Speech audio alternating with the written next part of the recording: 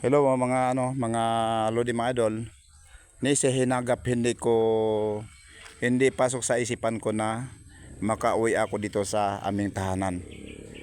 Mga lodi mga idol. Kasi ang lakad ko talaga is hanggang hanggang CDO lang, Cagayan de Oro City. Mukhang hindi nakisama sa akin ang panahon, kaya naman naakay naman ako dito para makauwi dito sa aming tahanan. Yan. Ito po yung tahanan po namin, mga lodi mga idol. Yan. Ito po, tahanan namin. Pamilya Bilis. Family Bilis. So mga lodi mga idol, shoutout lang po sa inyo diyan. Talagang hindi ko alam at hindi ko rin sukat akalain na makauwi ako dito sa aming pamamahay, aming lugar, aming lungsod. Ito po yung aming tahanan. Barong-barong lang po. Yan po mga lodi mga idol. Mga kamag-anak ko kanin-kanin lang umalis na. At nagpangita kami dito ngayon lang. Tapos umalis na rin sila. Pauwi ng sa bukid. Ito po yung tahanan namin. Ayan po. Mga lodi mga idol. Nag-iba na nga ang bahay namin. Kung dati yung bahay namin kubo-kubo lang, ito na pala siya ngayon. Yan, mga lodi mga idol. Opo. Yan po yung dalawang sasakyan ng ate ko, yan.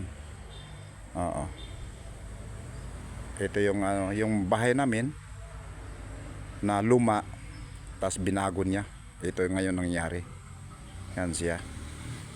Yung luma, binago niya. Giniba niya yun. Tapos pinalitan ng bago. Pinalitan ng sabi ng magulang namin, tatay ko at saka nanay ko, kapag wala na kami sa mundo, sinabihan ng ate ko, ate namin, kasi apat lang kami na buhay na magkakapatid. Ang sabi baguhin mo isirain mo yung lumang bahay, tapos baguhin mo. So ito na nangyari na nga, mga lodi mga idol.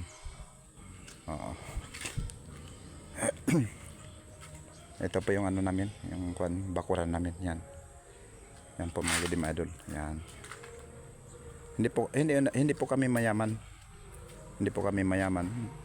Nakakain lang din sa 3 beses sa isang araw. Opo, mga lodi mga idol. So ito pala yung yung ginawa ng ate ko. Naglagay siya ng mga halaman dito, halaman.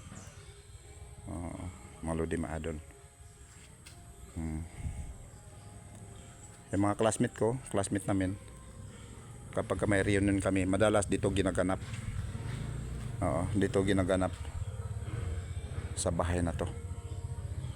Bilis family. Yan.